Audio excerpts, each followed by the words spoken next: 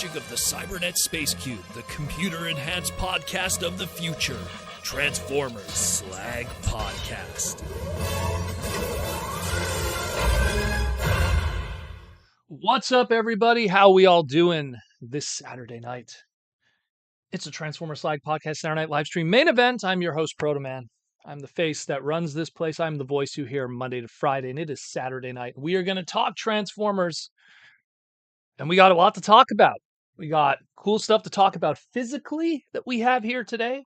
We have cool stuff we got to talk about, I guess, digitally of the news. We have some stuff that I promised I was going to talk about in terms of Hasbro and what's been going on over the past couple of days, and people have been begging me to talk about it, so I figured I'd do the receipts first and give a proper take from a financial standpoint and what's really going on. As someone who likes to I like to consider myself a money guy, an investment guy, and I don't like to emotionally react to what's going on corporately with Hasbro until I look at what's really going on. I'm going to show some great slides that are behind the curtain of a lot of things that aren't normally discussed in these situations.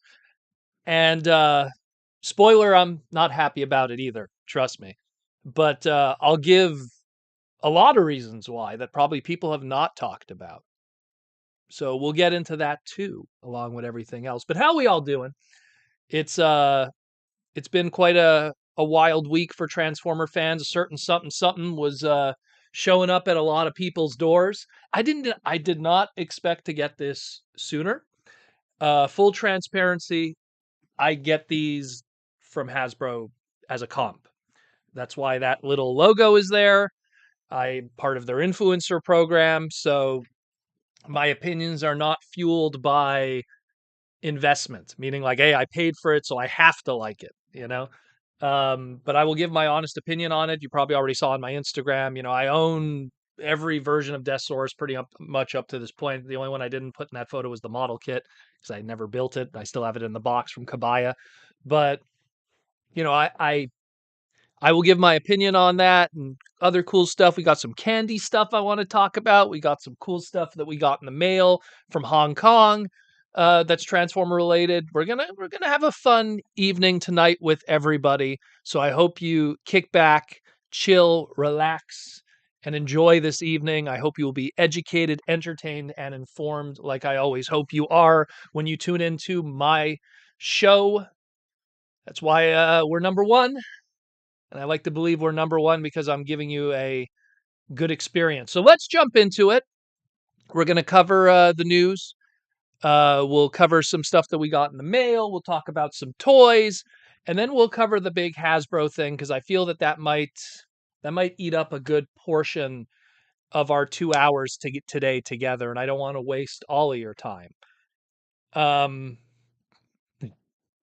But anyways, thank you all for coming. Let's see who we got in the chat before we get started. We got some YouTube members. Those are our beautiful green names on the side: Patrick Brown, Ibrahim, Talib, Ashnode, Rodimus Power, Joseph Ritter. What's up, Joseph? James. We got Bigum. We got Horned Owl. We got J.R. Mina from the Philippines. Michael Butcher.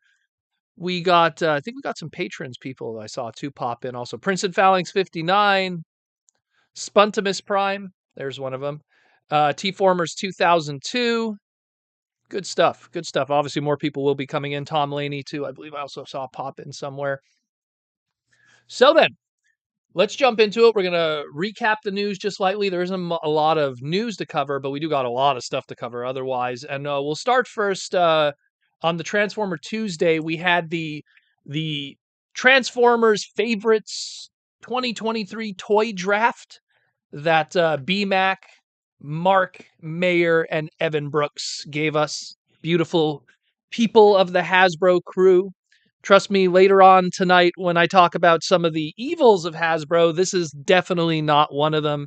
These are some fantastic dudes that I try to talk to on the regular, and great guys. Great guys. Oddly enough, BMAC has been working all throughout the holidays and Thanksgiving, so enough respect to him. So during the draft, they pretty much gave some teasers. Go check out. I did an individual segment on it, breaking it down, but the high points. It's a good. I think it's like a good 30-minute segment that they did, and I pretty much condensed it down to like 11 minutes of the really cool stuff that they mentioned. And it was the teaser of Dino King. That's definitely coming. The teaser of the Studio Series 86 Swoop that's going to be coming. The Deluxe Insecticons. Really cool stuff. Very excited about that. So definitely check that out. What's up, Will Murphy? Um, but really cool segment. Check out their segment and then check out my segments I did afterwards, kind of like breaking down and reading in between the lines of what's talked about there with visuals like I always do. But really good stuff. Again, nice thing. And also I want to remind people, we will be doing our fan vote for the end of the year that we do every year. It's always anyone who goes to the channel, it's that pinned video at the beginning. We always do every year. We do the top 5 Transformers of that year. And what me and Jaws D do is we get together at the end of the year. We literally do it like 2 days before New Year's. And we record a segment. We edit it together. We put it out there and we talk about our top 5 of the year, the figures that came out in 2023. But what we also do is our YouTube members get to have shout outs of their favorites of the year. Our Patreon members get shout outs of their favorites of the year. And all of the people who are fans of the podcast in general, we're going to put out a segment, probably sometime this week, Monday to Friday next week. That's going to be like, hey, tell me your favorite figure in this video. We're going to tabulate it and find out what's the number 1 figure of the whole year according to the fans. So stay tuned for that. That's going to definitely be out there. We do it every year again. Just go check out the last one we did in 2022 to give you an idea more or less of what we do around this crazy part. So then, where do I begin? So let's start with that battle base that I talked about. Now, real talk, like this is actually one of the few Cyberverse repack, repaint products that EarthSpark has done that I actually suggest you people go out and buy. This is a fantastic little base product. It was $29.99 originally at Toys R Us Toys R Us in Canada, Walmart in the United States.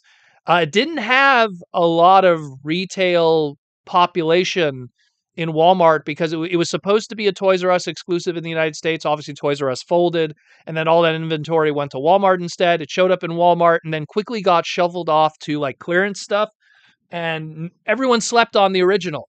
Now you got a second opportunity to pick it up. It's going to be in retail, and it's a fantastic little base.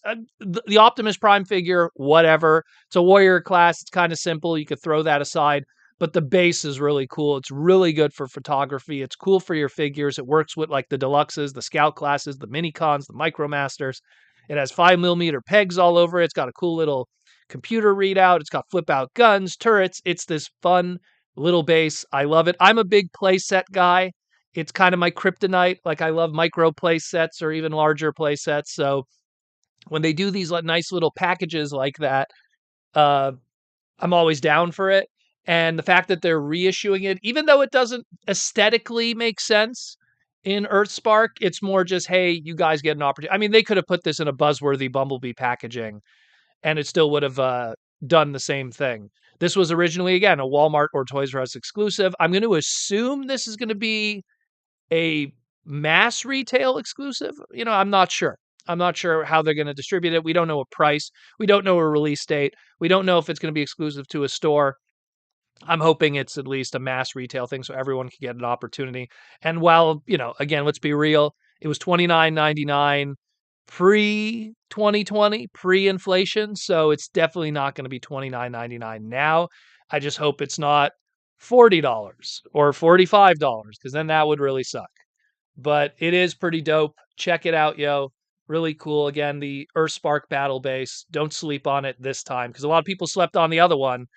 And now this one's out, so you get a second opportunity. Check it out. Really cool. I dig it. If you're curious about what's the differences between the EarthSpark version and the Cyberverse version, go check out my individual segment. I do some side-by-side comparisons. So you could pick the one you like. Do you like blue Energon Axe Optimus and blue computer readout? Do you want orange Energon Optimus, an orange computer readout? Do you like the blue kind of thing going on with the trailer? Or do you like the red platform? You have your choices of colors there too. So you get your options. Hope you'll learn something from that. Go check out that segment. Also, what's up, Transformatics and Timmy K. Point Dexter? Everyone's loading in slowly. Then we got this one. This was a cool one that popped up. An individual by the name of Kian Carlil, who's a big animated collector, got some. I guess they were mock-ups of product that probably would have been if Transformers Animated didn't, I guess prematurely get canceled for Transformers Prime. And we got two designs, one by Eric Siebeneller from Hasbro, another one from Bill Rawley. And these are activators that would have been for a potential activators. I guess it would have been Wave 5. And I mean, because technically the Wave 4 would have had that sound wave on it. And, there was the I guess we'll call it the static sound wave. So we would have gotten a Bumblebee, Cybertronian Bumblebee, and a Rodimus Prime or Rodimus Minor or whatever you want to call him, because there were so many trademarks named for him back then. We'll just call him Rodimus. And these are pretty hype. And the reason why I show Bug Bite over there is because Bug Bite technically never had a Earth-based Bumblebee mold, even though they're technically, if we were going to get a Bug Bite toy, they were going to use the Earth-based Bumblebee alt mode. And but this would have been a good opportunity. You could do the Bumblebee, and then you could do the repaint into Wasp, and that would have worked out because we also got the Cliff Jumper that was an activator, and it was the only Cliff Jumper that we got with animated was through the activators. The Hot Rod's just awesome, but that's just my own bias because that's my boy, and I also have kind of a visual connection to that. Google that one, look on the wiki, scroll all the way down, see my stupid name in the trivia on that one. Thank you, Derek. But yeah, pretty cool. I kind of wish they happened, but I mean, I think a lot of people kind of wish animated just kept going for a couple more years and gave us a couple more toys. But sad to say, that's just kind of the reality. Again, the Bumblebee was done by Eric Siebeneller, and the Hot Rod was done by Bill Rawley. Bill, I think, went on to work on the Play-Doh brand and give us the Play-Doh Transformers set, as well as a few other things. What a wacky world we live in. But yeah, good stuff, good stuff. It was Monzo who had, I don't know, I got the source from one individual on Twitter. If it was Monzo, then I'll give Monzo all the credit because Monzo's a really rad dude. I love Monzo to death. Really cool guy. Really cool dude. I got to see him in TFCon Orlando. I used to see him all the time at BotCon, but I got to see him at Orlando, so that was pretty rad. Well, if it was Monzo, then Monzo deserves all the credit. But yeah, so that's more or less it for the news this week. We do have the Hasbro drama. We'll get into that in a moment. But before we get into that, we'll get into some of the other cool stuff. Stuff that we got this week, stuff that we'll address and talk about, and pieces and parts and candy and little things like that, as well as we'll cover the sponsors. And then we'll get into the Hasbro drama because there's that I feel is going to consume a majority of our time. And I'm sure people want to get the super chats of their opinions in too on top of that. So we'll get into that in a moment. But first, okay, let's talk about our sponsors. Again, we got to go to good old Symbiote Studios that made the Transformer Slag podcast plush, or I'll just call it the Slag plush because it's beautiful, as well as all the other great ones. If you have not picked them up yet, from symbiotestudios.com. The Ultra Magnus is on its way next year, as well as a whole bunch of other ones that will be happening for 2024. There is a stacked lineup for 2024. 2023 gave you 7 beautiful plushes. 2024, there's already 4.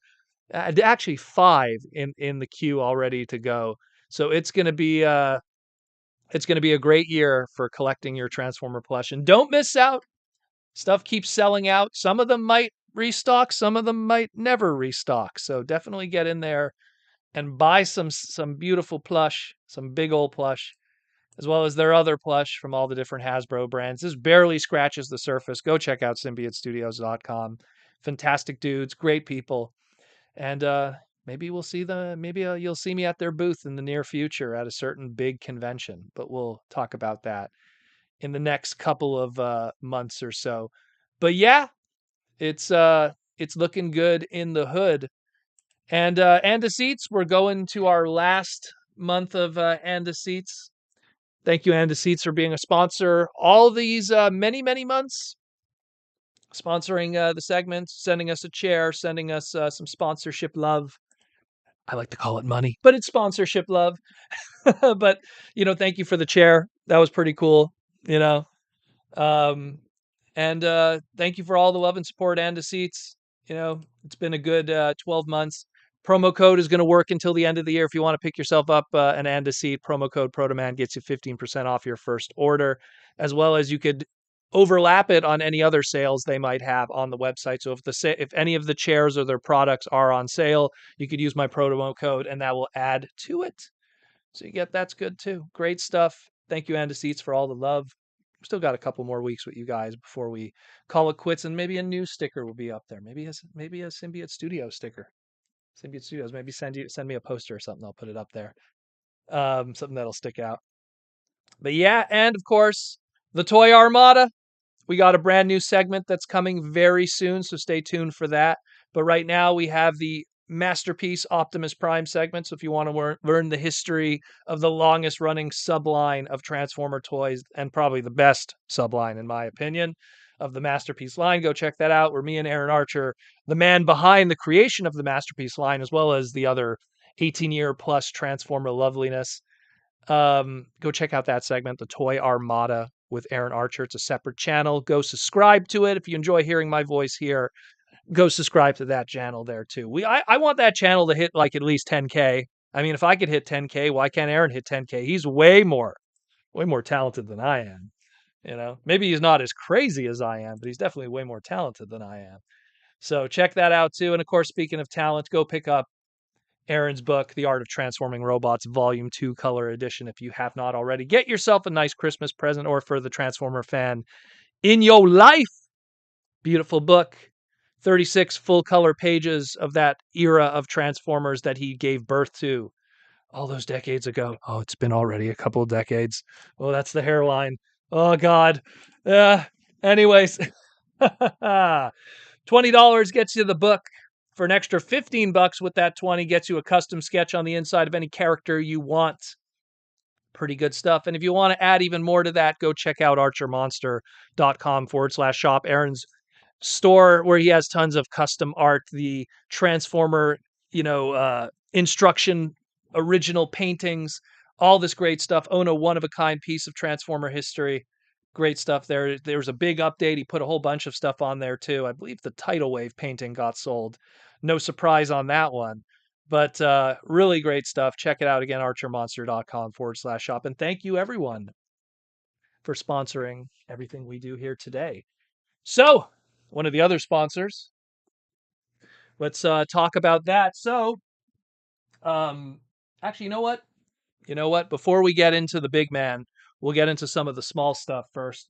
So, number one, let's talk about the snow caps that we talked about last week. So, this is box number 2 of 3. I still to this day I don't know who sent them to me. So, I wanted to show you guys, for anyone that's been keeping track of the lore of this going on. So, I'll actually have to bring a. So this is what a snow cap looks like. They're very tiny. There you go. I tried them for the first time last week, and I was like, man, these are very, very similar to something that we have in Canada. And shout out to Mr. Bumblebot, who reminded me where I could get these. So I right away went to Bulk Barn. I don't know if you guys have a Bulk Barn in the United States, but I know in Canada we do. So in Canada we have these too. I don't know what they're called, but they're way bigger and way more rainbowy, but they taste exactly the same. So when I had those snow caps, I guess they make them bigger in Canada. Giggity. But either way, they taste exactly the same. I'm going to use this as an excuse to eat, though. Give me that sugar. But just wanted to show the differences. Canadian version, American version. Although the Canadian version should be the one called Snow Caps, but whatever. It is what it is. So, Cringe McCringle wants to know, will there be a stream next week before Christmas? I will be doing a stream next week. Don't worry. And I might as well announce this now. We will be doing a giveaway also for Christmas for the Patreon members and the YouTube members, the green names. We'll be doing a giveaway. So stay tuned next week. I haven't decided what we'll be giving away, but we'll try to find something cool to give away you guys. Someone could get a free Transformer toy on the holidays. A nice gift for y'all. I'll see what I could do. We'll work something together. But yeah, so just wanted to kind of show that. Gotta find a way to eat on the podcast. So that was just one thing I wanted to cover. Now let's talk about toys. So I got some really, really cool stuff from Hong Kong. This is a shout out to Michael Koo, who brought these to my attention. I knew these existed, but I was having a hell of a time finding them. I'm just kind of bringing all the stuff here. So there was a line called Mini World that did these little, again, Proto Man likes his micro play sets. These like micro play sets of Transformer stuff. So this is the Rodimus one. This is the Galvatron one. It kind of looks like they're alt modes. And they come with these matching figures. So here's the Rodimus one. And here is the Galvatron one. I'm actually going to do a photo shoot of these probably at some point on my Instagram. Oh, it's actually like this. There we go. And there's the Galvatron one. And what's cool about them, let's open up one and try to show you guys. So it opens like this. And then you fold this down and it makes like a little play set and like a little battle platform. You have pieces that you could attach here with turrets and everything. I'll try to grab like just one of them here. You got a little guess this is a crane piece here and stuff. And what's cool is every single character has this little weapon loadout. So the Hot Rod comes with obviously his ion blaster and his little buzzsaw hand. And you could attach it to the figure, which is pretty hype. Now you're probably wondering, well, why did I even get the Galvatron then?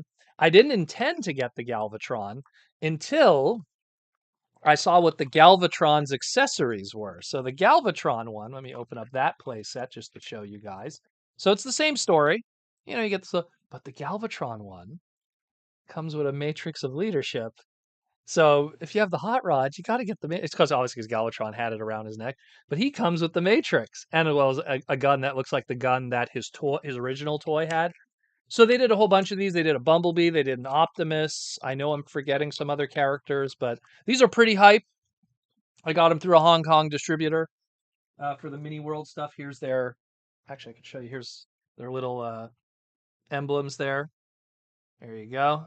So you got the Bumblebee one, and on the other one here, I believe you got the Megatron and the Starscream.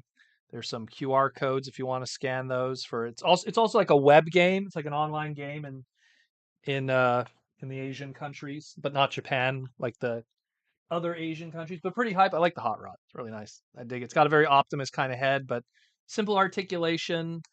You can pop out the pieces and flip them and customize and everything. So I like them. They're cute. I dig it. It's a Hot Rod thing. It's going to go on there. So pretty cool. What's up, Mikey and Louie? But yeah, give away the snow caps. Unfortunately, ate the whole first box, cracked open the second box, and the third box, the significant other started destroying. So it is what it is. But yeah, so those are pretty cool. Again, thank you, Michael Koo, for bringing them to my attention because I was having a hell of a time finding them without paying like an arm and a leg. And these are really cool. These are really, really cool. I'm actually tempted maybe to get the other ones now just to like build up the accessories that come with it. So that's pretty awesome. And then the other thing, I think, no, you know what? We'll save that for next week because there's a lot of stuff we got to cover today. But the other thing is, of course, Mr. over here. So got this in the mail. Thank you again to BMac and Jason of Hasbro Marketing for sending me one. Really cool. I think it's really great.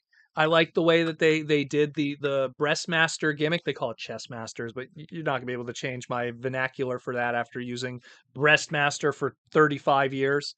No, 25 years. So I like how they kind of made it more like a bread box kind of thing as opposed to the spring that it used to be, which would get jammed. I think it looks really good. Again, I stand by this could have been a retail product. Just this on its own. Let's say you got this and the cassettes were I mean, look, guys. Okay, this is this is a commander class. This was commander class Jetfire Siege. They could have done it. And look, Siege Jetfire came with armor pieces, tons of accessories, like 9 different blast effects. They could have done that. Look, he's actually a little bigger and a little more chunkier, if anything. Yeah, the wings are big on this one, which kind of gives that perspective. But they could have made it a commander class. I still stand by it. Look, it's cool. It's great. I think it's a great figure. I mean, do I need to pay the extra to have a chair? Maybe not. Do I dig the metal eating cannon? Death metal cannon. Yeah, it's really awesome. It's huge, but I mean, at the end of the day, this could have been a commander class. It could have been a commander class retail product. We live in a world where a commander class could be Skylynx, a commander class could be Rodimus, a commander class could be Motormaster, a commander class could be Armada Optimus Prime. I mean, yeah, is it taking a risk to make a commander class a more obscure Japanese exclusive character that never had any showtime in the Western world? I do agree with you, 100%. But I also feel that this could have been a commander class and sold at a commander class price point as opposed to that of a 199 inflated with, a gun, some little dudes. And yeah, you could argue, and I would agree with your argument that, the little breast masters and stuff, they could be, adding to that price. But at the same time, this guy came with his own chest piece, head piece, missiles, all that stuff. So, and great engineering. To this day, I still love how his hand gimmick works, where it's like, oh, there's no peg, and then you close it, and then there's a peg. It's the little things. I still feel that they could have, they could have easily. And this guy again, look, a little bigger, a little more chunky, and a little heavier too. He's a little heavier than this guy, mostly because he's hollow, because he has to have all that stuff going on. And to be fair, the transformation on Deathsaurus has not changed in many years, so nothing really changes with that. But it is what it is. Still, I dig it. I think it's really good. I think it's a great figure. Is it 189.99 great? I don't know. Maybe you have to really really want to have this. And look, I don't see them in the foreseeable future doing something like this in retail. I think that was the way they wanted to do it. I just feel they could have maybe made it more affordable for some people. And me, it's all about accessibility for Transformer fans. I want Transformer fans to be able to have access to those more rarefied characters. Look, I have Metal Hawk, Minerva, like all the rare $1,000 Transformer toys, and it makes me so happy for fans when they're able to get those expensive characters at MSRP and local retail. And then stuff like this happens. The original one of him, which he's being blocked, you can't see it, it's blocked behind here, my victory section. You can see Star Saber in some of them. Um, you know, him complete original, 500 to $700. So yeah, they get a chance, but it's still a tough one.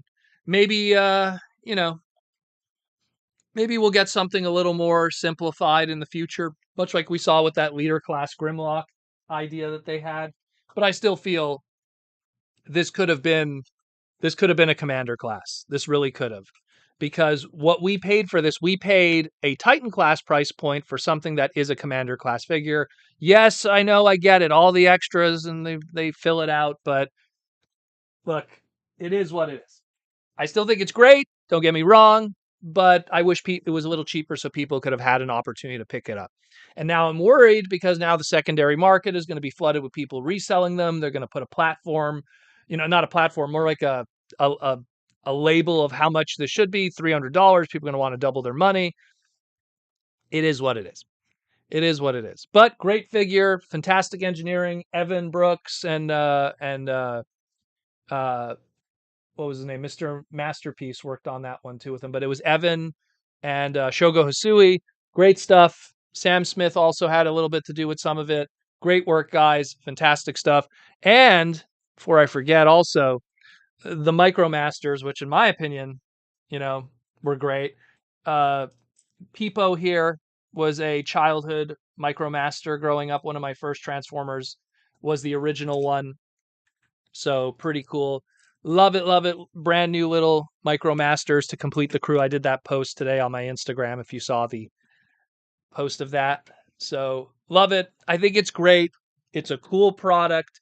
But there also, I wish there was an opportunity that it could have been sold cheaper for people, you know? So there's that. Let me know what you think on that one with your super chats if you enjoyed it or not. But I dug it. I think it's cool. Just they could have made it a little more affordable. Now then, speaking of money, let's talk about what's going on with Hasbro, guys. So this is the big topic this week. Hasbro lays off 1,100 employees as toy sales slump. So this has been kind of the big news this week. And when the news broke, right away I was like, I want to see what's going on here. I want to see what's going on because there's a lot of 3D chess going on when these kind of things happen. The emotional answer that people would have, and a lot of my compatriots and other content creators were, yeah, Hasbro's are being dicks, they're doing it. How could you, fire all these people before Christmas? I agree with you completely. There was a lot of money over morals going on with a lot of that. But it's, Hasbro right now is in a really funky kind of place in a lot of ways. When these layoffs happened, it made me want to go, all right, let's see what happens over the next 5 days. Because there's a lot more, I don't want to say more to me, but there's a lot more going on here than people realize. And it's not, look, here's the good news. All the people that we love in the Transformer brand, they're fine. They're fine. The people that got canned were more so from, how do I put this? The diversity gaming division stuff. And there was a lot of little things here and there. It's all going to become public very soon. Certain people who got fired already came forward. And it's more so on the Hasbro gaming side. You will see that. But it's primarily because of arrogance that this all happened. And so I'll break it down. I brought up a few slides here for you guys. You'll get to enjoy this. If this topic becomes way too hot, I might even pull down this whole segment because maybe people don't want too much of a reality. I want to give full disclosure right now and transparency. I'm a Hasbro stock owner. I have Hasbro stock. So if anything, what happened today was good for me, and I'll get into why, but I'm a Hasbro stock owner. I'm a Hasbro influencer. They send me stuff, but I will, despite all of that, will always give you the honest opinion of all of this stuff because I don't care. I'm bulletproof, mother effer. So I don't care. I'm not going to suck up. I'm not going to be a Hasbro, but when they do good, hey, that's awesome. When they do bad, hey, that sucks. I'm always going to be like that because I don't care. I don't care. I'm going to give my rational opinion on what's going on here. And the people who are awesome in that company are still there and are still awesome. Shout out to BMAC, Ben. Shout out to Mark Mayer. Shout out to Sam Smith. Shout out to Evan Brooks. Evan is the proto man of that whole crew when you really know how deep his mind goes into that hobby. And I respect Evan to death when it comes to that stuff. And those guys are all safe. So it's good. But there's a lot of stuff that's going on. So here's the first thing. So Q4 is coming up. There's Chris Cox is the new CEO of Hasbro. Chris originally was the CEO. I wish I had the cards nearby. CEO of Wizards of the Coast, Magic the Gathering, and their gaming stuff, pretty much D&D. And Chris Cox came from Microsoft. He was a Microsoft general manager selling this and that, became the head president and CEO of the Wizards of the Coast division in 2016 and was doing okay. Magic had its ups and downs in 2016, 2017. And Chris was weathering that storm. But then when the big V happened, everyone doubled down on gaming. People were stuck at home, and Magic, Pokemon, Yu-Gi-Oh, everything was going to the moon, making tons of money. And Chris Cox was the captain of that ship. So imagine it's 2000, like right in the middle of 2000, right in the middle of the big V. It's the end of the world. It's the end of the world. We're all going to die. We're all dead. We're all dead, man. We're all dead. We're all dead. Get your toilet paper. We are all going to die. Remember those guys? My God. I had to deal with those guys all the time at work. The point is, everyone thought we were all going to die, and people were staying at home, and they were playing video games and playing card games more than ever. And here is Chris Cox, the head of that ship for Wizards of the Coast, part of Hasbro, and they made insane money. Insane money that you have never seen in all your lives. And the following year in 2021, in October, Brian Goldner, the CEO of Hasbro, passed away. And that kind of timing worked in Chris Cox's favor because Brian passed away, and then Brian passed away, and here's this guy that was steering the ship on Wizards who was just crushing it, absolutely crushing it. And they made him CEO in February of 2022. They were like, he's going to be our CEO. He's going to be our golden boy. And that was that. And, I always say, every time I looked at Chris Cox, I was always like, man, that is one perpetually sunburned individual who lives in the Northeast. And I live in the Northeast. I'm 4 hours away from Rhode Island, specifically Hasbro HQ. And I've never seen an individual that clearly goes to Hawaii more than he's in Rhode Island or Florida. But he's someone who, and he's steering the ship, when he was brought in, he didn't realize that the big V is over. Organized play and people, staying at home, the money's gone now.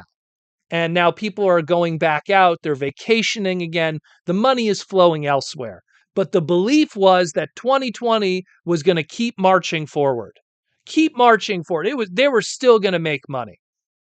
They were still going to make that money. Oh my God. But between the Dungeons & Dragons movie not doing well, every single Marvel movie underperforming, and thus people not wanting anything to do with the merchandise, which Hasbro is connected to, whether it be the Star Wars, the Disney Marvel stuff, Transformers underperforming, EarthSpark completely pooping the bed and not doing well at all. Rise of the Beast breaking even, and they finance Rise of the Beast because they do that with their stuff. It was one of the last E1 Entertainment and AllSpark Picture productions before that got all sold, which that was a whole other thing. So there's that whole thing going on. And Brian just going like, oh my goodness, our Q4 is coming up. And the most important thing in the world is not our customers, not our employees, but our shareholders. And one great way to boost stock is to cut the fat. Hasbro firing 1,100 people, which is 29% of your employees. 29%. Which, according to Chris Cox, freed up $30 million. And what happened? The stock went up. Oh my God. When they announced on December 12th that they fired those people, stocks went up. Confidence went up. Investors were like, let's go. Yes, fire those people. Because stockholders only care about one thing. They don't care about the robots in the skies. They care about money. As someone who's a stockholder, I get to sit in those stock calls, and all you have is Karens who don't know Optimus Prime from a druid in D&D going, well, why should I keep my stock with you and not put it within Amazon or Hasbro? They don't care about Optimus Prime. They don't care about Rom the Space Knight or Jedis or mutants with claws popping out of their hands. All they care about is a stock portfolio. And they were like, yeah, fire those effers. Fire them all. Put them in the cold. I don't care. In that nice cold Rhode Island cold. Yeah. They don't care. And it did wonders. It did wonders for Chris. Chris's perpetually burnt face was like, yeah, see those down numbers there? See those down numbers? They're up, baby. To the moon. To the moon. We turned it around. I just had to free up $30 million. But that's how it works. That was the reality of it.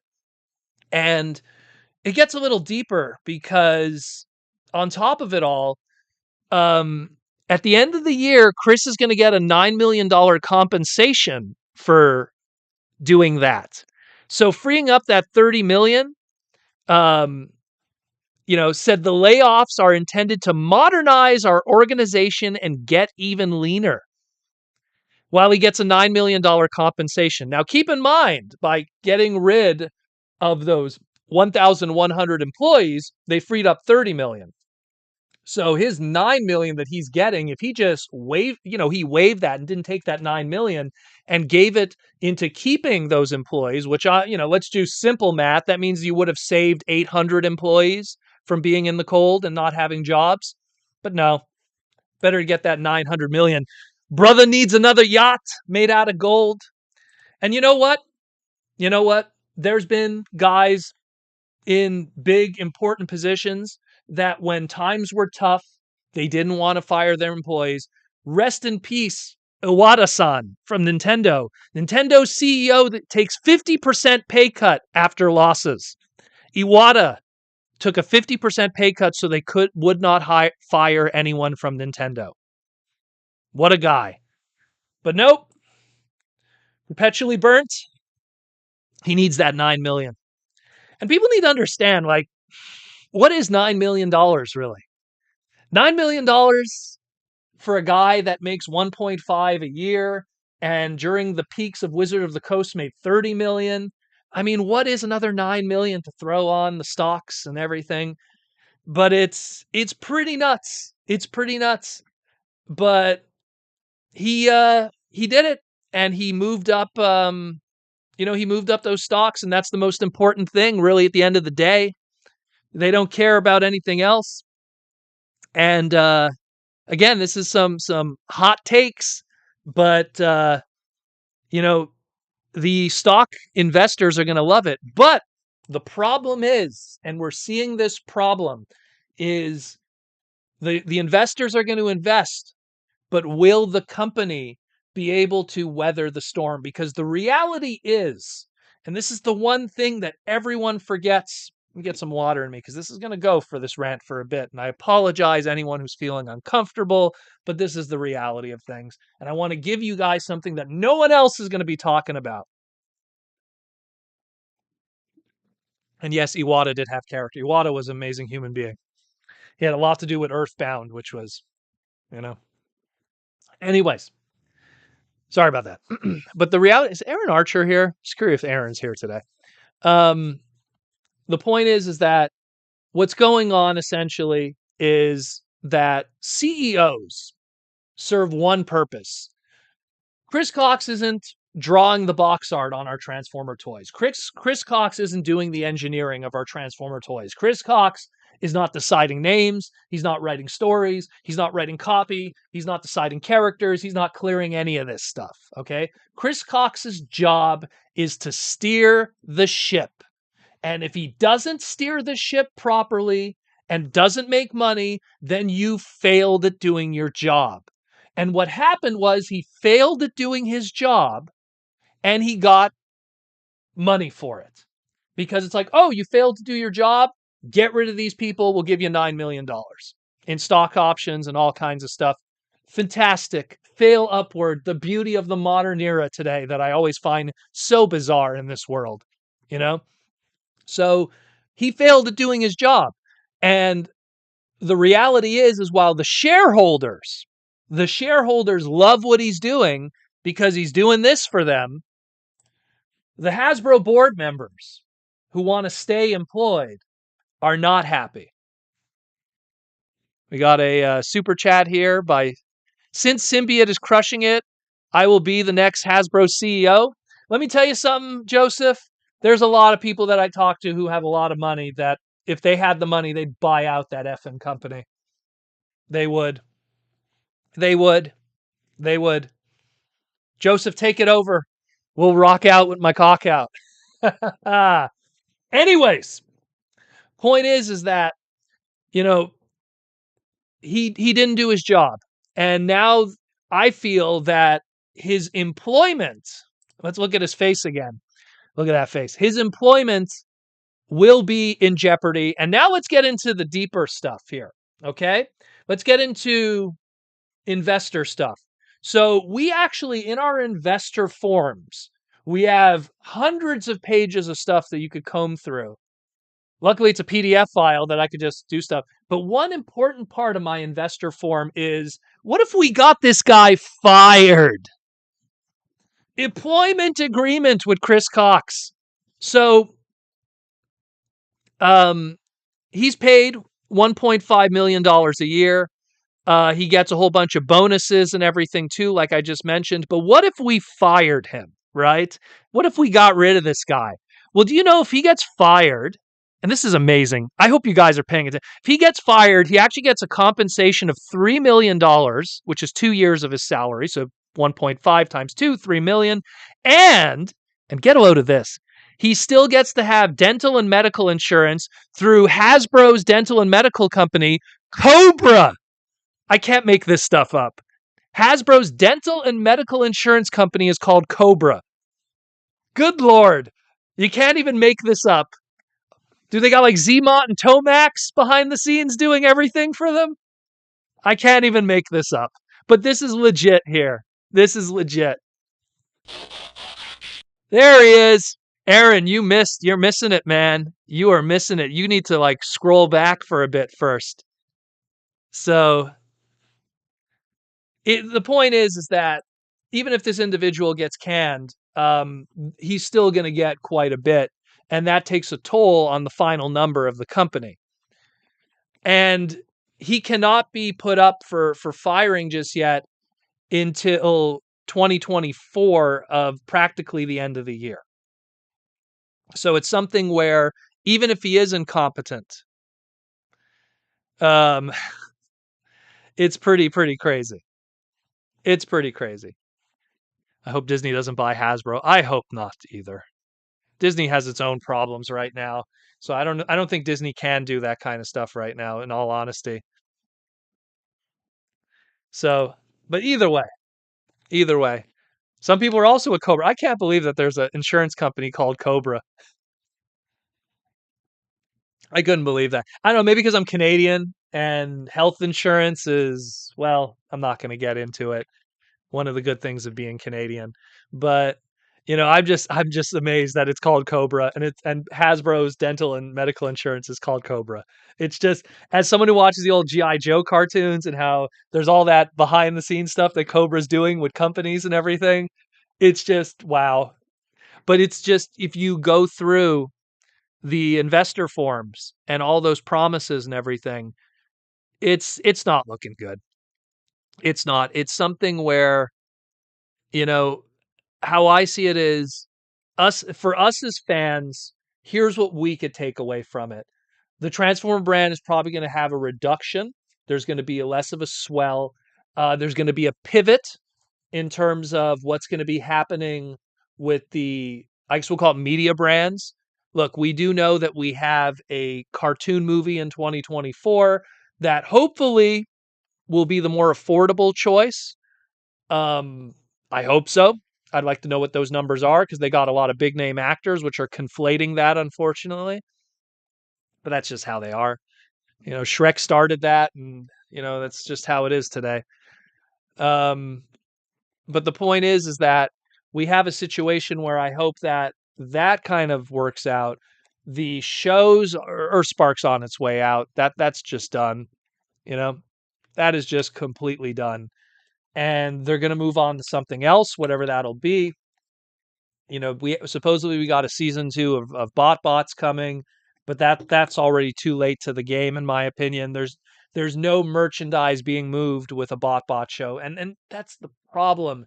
Is these shows, these movies are supposed to be commercials for your merchandise, which is the lifeblood of your business, and the movie didn't make money, and then people don't buy the toys because you timed it incorrectly, or they didn't buy the toys because the Netflix show came out way too late before the toys being on stores, and you just end up in this situation where you know it's nuts. It's nuts. What are you saying there, Larry? Larry's one of my fellow Montrealers. Be Canadian. I'm glad because my mom is being in the hospital for the last 3 weeks. That would have cost me millions. That's what I'm talking about, Larry. That's what I'm talking about. You know, that's a whole other discussion. That's a whole other discussion. I don't want to get too deep into that, but it's something where right now I feel for the individuals that lost their jobs majorly. I feel that all of this was just to boost the stock, which again, it did its job. At the end of the day, that's exactly why they did all of this. Was they were going into Q4, toy sales were bad, everything was bad. How do we bump it and keep our investors, get rid of $30 million of fat in their minds? And it sucks, especially right before Christmas. I will say this, that if you think like, oh, we're going to boycott Hasbro, then it's not going to make a difference. We hardcore fans are such a minority in the grand scheme of things when you really think about it. We make up maybe 5% of what is Hasbro really needs to keep that train going. Yeah, if we all just bowed out tomorrow, yeah, that 5% they'll feel it. But it was the moms, the kids. Those were the things they needed people to turn up and pick up toys, and those people didn't. Those people were not interested. They watched all those Marvel movies and went, "Eh." They watched all of those Disney movies and went, "Eh." You know, they watched, the Transformer product and they went, "Eh." And they were not engaging with it. And because they were not engaging with it, they got the cell phone games, they got the video games. Mario killed it. Mattel did very well too. The Barbie movie led to more sales of Mattel product, but Transformers was not going to help them. Magic the Gathering made money this year, but only because Magic the Gathering makes millions of dollars off of cardboard. 4 pieces or 5 pieces of cardboard in a secret layer that they charge $30 to $40 for and are bought in the tens of thousands, that make millions of dollars off of no cost whatsoever. The same piece of cardboard. What comes free with my Transformer toy is $18 with Wizards of the Coast. You know? So it's crazy. It's crazy. And again, what we could take away from it, there's not much. All you could just take away from it is this was a stock move. They're trying to make money. They're trying to get their Q4 up before they do their Q4 report where everything is down. Last time when Chris Cox did his interview, everything was down. Everything was brutally down. And that'll just continue. When Deathsaurus was put out, when we did our Deathsaurus Haslab backing, that was perfectly done at the end of the year. Get that Q4 up, injection of $4.4 million in sales on a product that could have been a commander class. You could sell it as commander. Oops, holding it badly. You could sell it as commander, or you could sell it as a Titan and direct market not have to deal with shipping, not have to deal with sending it to stores, not have to deal with selling it to the store at their, B price, just sell it at the C price from your A price. Boom, boom, all of that. Mark Morales, you know what there's discount stores like Ollie's that have mountains of unsold Hasbro products, Star Wars, Marvel, D&D. I'm not shocked at all by this. Bro, exactly. I have a place here in Montreal that's also a blowout clearance stuff. It's all they like Ollie's literally should be called the Hasbro store because so much of their product is Hasbro. It's crazy. I'm seeing Hasbro product in the dollar store. Like everyone, I'm not going to reach for it now, but a whole bunch of Studio Series Scout classes started showing up in Dollarama here in Canada. Which is crazy. It's crazy. The dollar store is carrying Studio Series. But that's the reality of what's happening is there's so much excess product and there's not enough people buying it. Us hardcore fans only make so much. You need to win over the kids. And we're an aging demographic. We're getting older. A lot of my compatriots, unfortunately, are not having children, So they're not going to have kids that are going to buy the product. They're just going to age, buy, and then they're going to die. I look at my father and his hobby of die-cast car collecting and everything, and how he's getting older, and those guys are slowly fading away. And the die-cast world, what is going to happen to the Corgi and Dinky and Hot Wheels world in 2040 when those guys don't exist anymore and they're not waking up at 2 a.m. in the morning to get your chase, treasure hunts? It's going to be bananas. Thank you for joining the YouTube membership, Sarah. I'm not going to say the full name, but Sarah. And I'll read your statement here.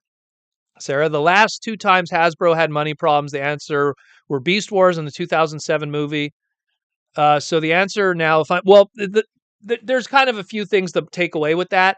I had a great stock chart of Hasbro I posted on Twitter, which documented Hasbro's entire history during that Kenner Hasbro kind of split era, the Tonka Hasbro Kenner merger in 91, 92.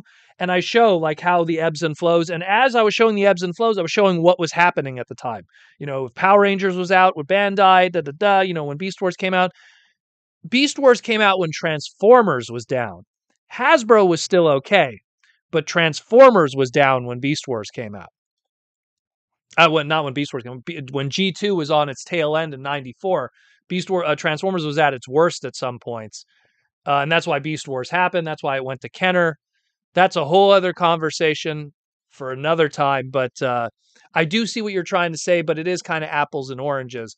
It's a bigger picture of what's going on. It's not really Transformers is not completely to blame for all of this. If anything, if I had to put all the weight, it has to be the Disney brands that they saddled their ship to, the Star Wars and the Marvel stuff. There's too much of it.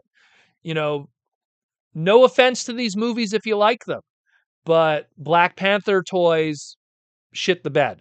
They did. There's just way too much of it. The Black Panther masks, like they have these masks that are like supposed to be like $99. They're $20 at one of my clearance places here in Montreal. $20 Canadian from $99 American. It's nuts. Princeton Phalanx 59 with the $5 super chat. What does that mean for Hasbro? Is licensing McFarlane? Is that good or bad? The McFarlane thing, I reported that 2 months ago. I'm surprised people are only talking about it now.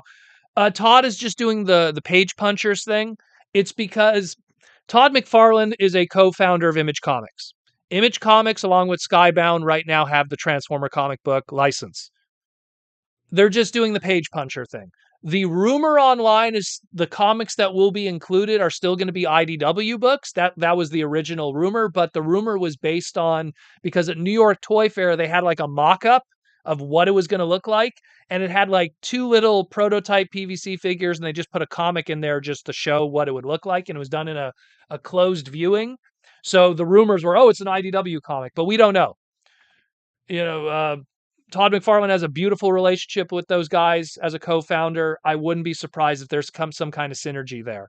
As it pertains to other stuff with Transformers and Todd, I don't think that's going to be happening right away. I think it's just the page puncher stuff right now. Todd has his hands full with the DC brand and all that other stuff. For him to take the complexity of Transformers and parts rollout, I don't think he's doing that just yet. Look at what Super 7's doing. They have the Transformer license. They don't dare go into what you think they're going to go into. They're just going to do action figures of the most simplest way. Tom Laney, if technically technology gets easier, why make movies that cost more when it cost 2007? Well, you know what the problem is? It's they want to, from top to bottom, everyone wants to get paid. Everyone wants to get paid. And look, if they want to get that cheddar, good for them. If people want to get paid, that's fine. But that is going to add to the cost. Like the thing that worries me with Transformers 1 is they top lined it with a whole bunch of Hollywood celebrities that are going to weigh down a majority of the cost of the movie. Unless, Chris Hemsworth is willing to take an L and go, you know what, I'll do it for less, but I doubt that'll be the case, to be Optimus Prime. Where if you would have got Peter Cullen, it would have been less. And people wouldn't have cared as much anyways. Cringe McCringle Proto, I'll take one of those Black Panther helmets for 20. Oh gosh, I'm not going back there. It's the one that has the purple lines on it, if you want to know what I'm talking about. It's like it's a black and purple box, has purple lines on the helmet. I didn't see the new movie. I'm going to wait to see them all for free at some point. I'm in no rush to waste my time with any of the new Marvel movies. So, Tom Laney, those are on clearance at Walmart. Well, there you go. Black Panther helmet giveaway. I am not giving that as a giveaway. I'm going to give you guys something good that you'll want. Aaron Archer says Takara has the rights to the transforming figures because it's their concept. McFarlane will never be able to do that. Straight from the effing source. There you go. Straight from the effing Hasbro source right there. So guys, don't even think that's going to happen then. Thank you, Aaron, for the 2 cents. I know that certain someone else is also in the chat, but I don't think he's just here for the rant. He's not going to talk. Anyways, you know who you are from Hasbro. But anyways, where are we at here? Sarah says many YouTube channels have been dedicated to documenting how everything from Black Panther, Marvel, and Disney is ending up in Ollie's. No, look, I took a trip to the States not too long ago, and I saw the same thing. I went there to get myself a Sabretooth figure, and I didn't find one, but I was hoping to get one. Look, I love Marvel. I'm a lifelong Marvel comic book reader. I still buy Marvel comics to this day. I still buy old books. I still buy new books. You should go into my kitchen right now. I am sorting old Marvel trading cards into brand new pages. That's a whole other discussion for a whole other time. But I'm a big Marvel guy, but it's nostalgia from my era of Marvel that I enjoyed as a child and a teenager. I enjoy the movies. But after Endgame ended and my love for Thanos and all of that, I didn't need to tune in anymore. I don't get Disney Plus. I enjoy my money. If you ever question why you guys might not have money, sometimes you don't need to give money to guys that aren't going to help you out. There's certain dudes, there's certain companies that you're throwing away $20, $30, $40, $50, $60 a month.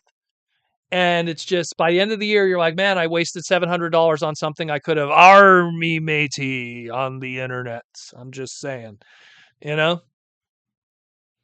no cred in watching an episode of Star Wars whatever before anyone else. You don't make money from likes or retweets. Little hot take on that one. Cringe McCringle, $54 at Walmart, still too much. Well, at least it's almost 50% off. But it's 20 Canadian here, which is legendary. Legendary. I don't know, Cringe, next time I'm going to be going out. Like tomorrow's my day off. I'm just chilling. I went out today. I did my groceries. Again, shout out to Aaron. Aaron, in case you're new. So this is what a Canadian one looks like. Look how big these suckers are. Okay? That's an excuse for me. Again, shout out to Mr. Bumblebot for telling me to go to Bulk Barn to pick these up. And gives me an excuse to have another one. Mm-mm-mm. You know?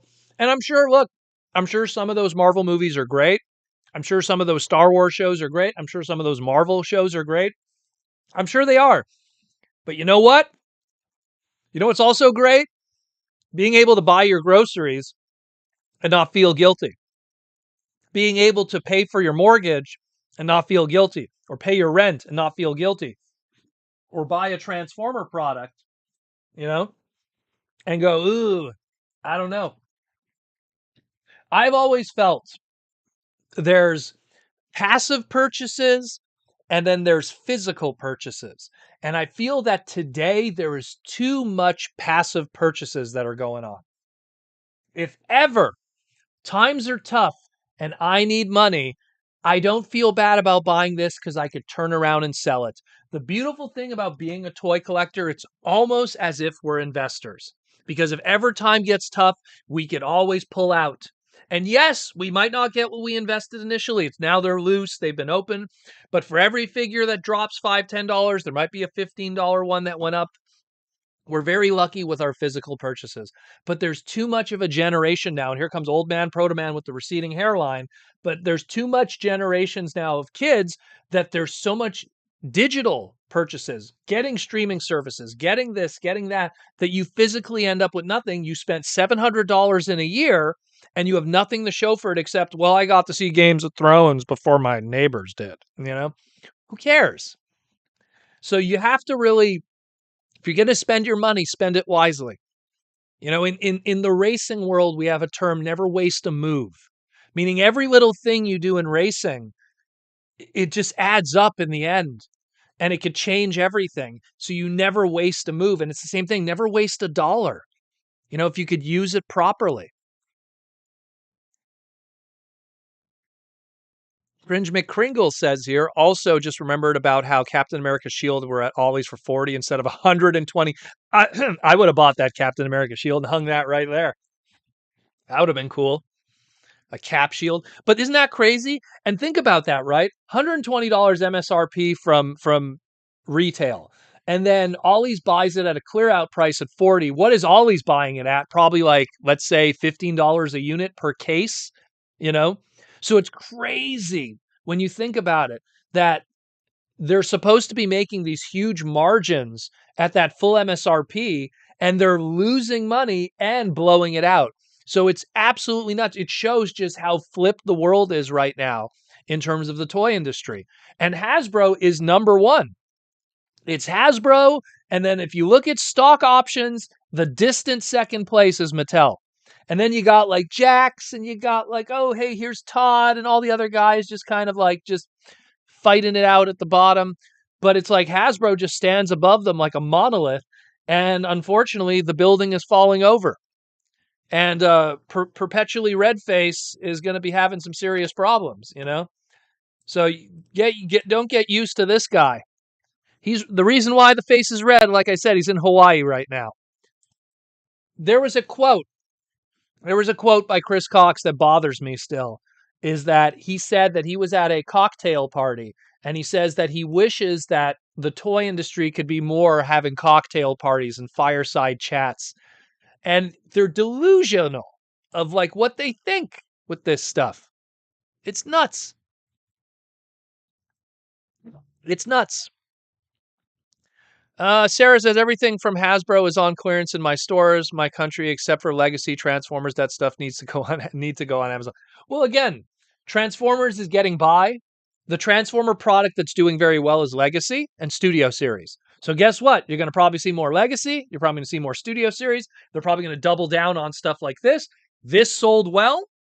They got you to spend a ton of money on something that should have been a Commander class. They got you to do it again. So they're going to do it again. They're going to double down on the Legacy. They're going to double down on the Studio Series. They're going to look at EarthSpark and go, yeesh, let's get that out of here. 50% of the EarthSpark line is Cyberverse molds. At least it's getting to that point. So it's something where, oh my God, she's making some good food upstairs. I smell some chicken. Anyways, um, but the point is that like, you get to a point where you're going to see what the future is going to be in a lot of ways. And it's sad, but it's a reality. But Transformers will never go away. I will, no matter what happens in this world, no matter what happens, this is a brand that has endured for 40 years. And even in its lowest moments, we're still putting out fiction. We're like, even like I always say, 1992 was the worst year for Transformers. They put out 16 toys that whole year. They only had a handful of comic books, no cartoon. That was it. But the point is, we got a handful of comics, and it was mostly UK.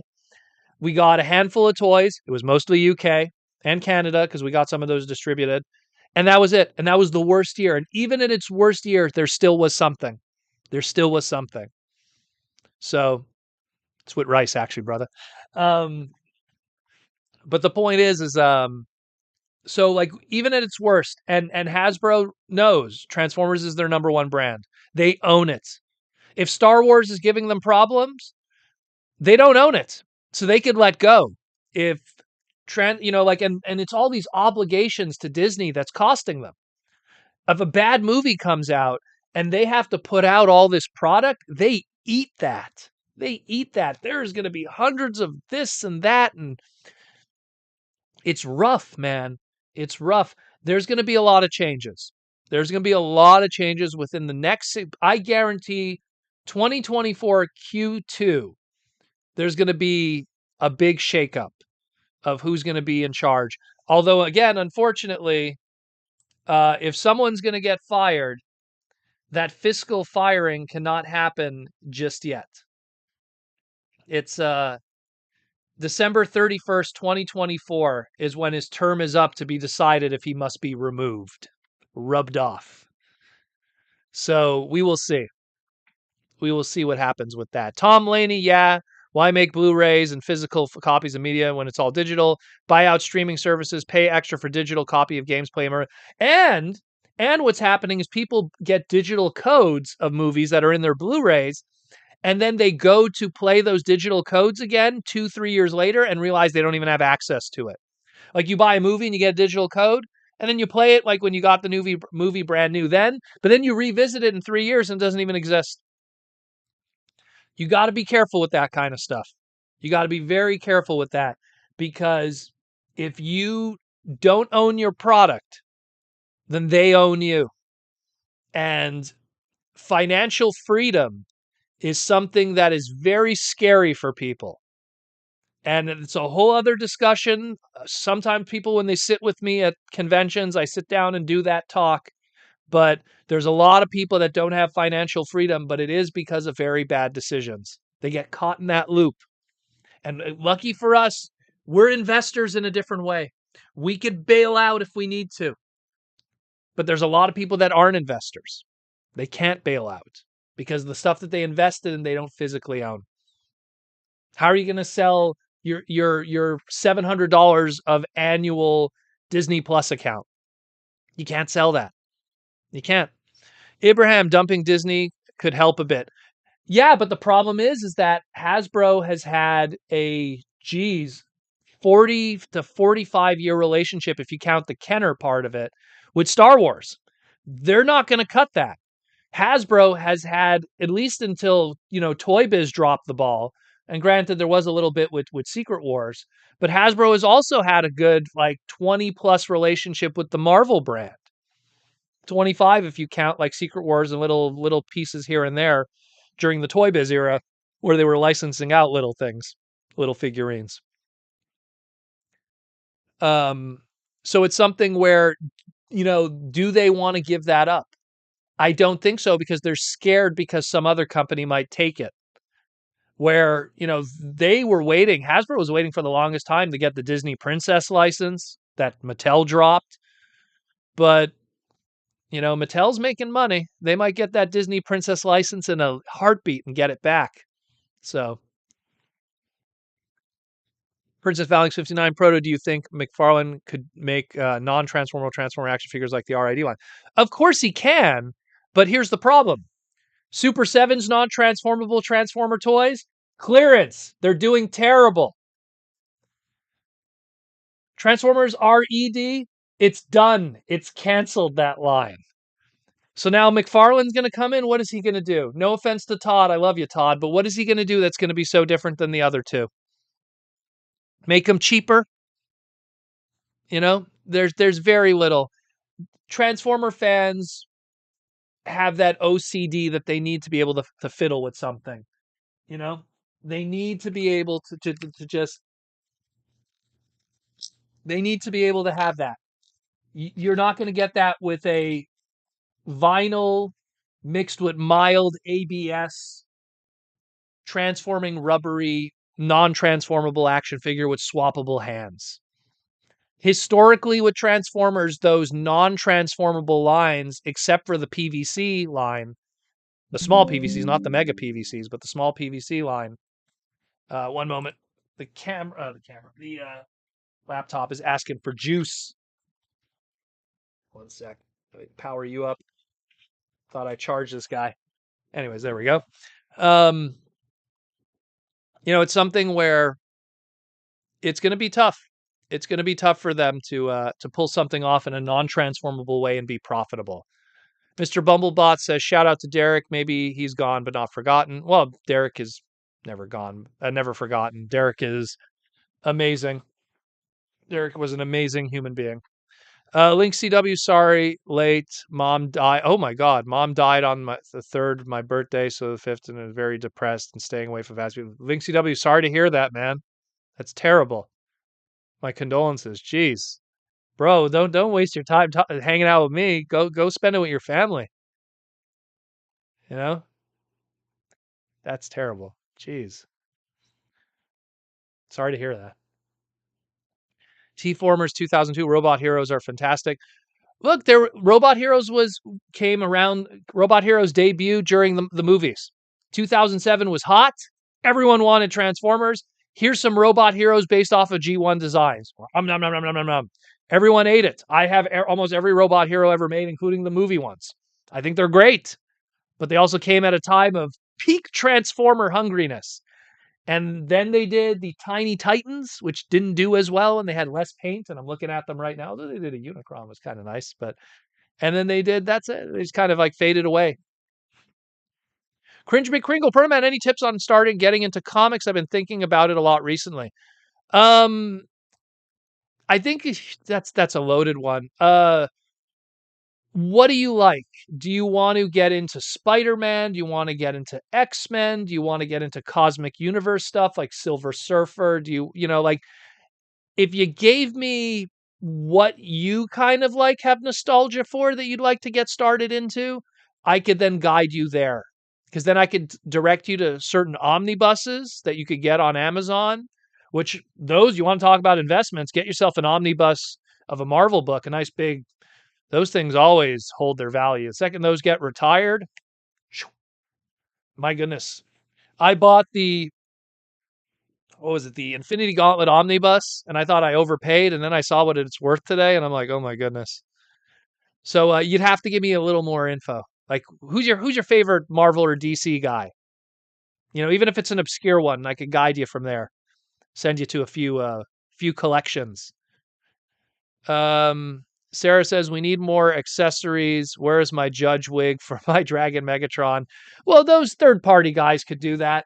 And the problem that I have with doing more accessories is that accessories are fine as long as it doesn't, put it at the cost of making the product more expensive. Like, if you would have told me Deathsaurus could be $150 and you didn't need this heavy thing, I'm pretty sure a lot of people would be totally fine with that.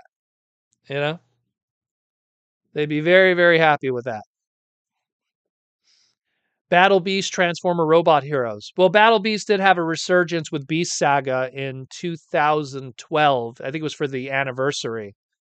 And it didn't sell well, unfortunately, in the secondary market. And then Diamond Distribution bought the name rights to Battle Beast. They tried to do something, and that didn't do well either. Fact of the matter is, and I love Battle Beast. I actually have a Battle Beast display. You can barely see the beginnings of it right there. I love Battle Beast, but that was a toy line that lasted 12 months to half a year to let's say 19 months back in the 80s. It did okay. It has nostalgia. People remember it, but it didn't do that great. And that's why they didn't continue it. That's why they didn't do a cartoon. That's why it had a short run comic book that was like 3 issues at best.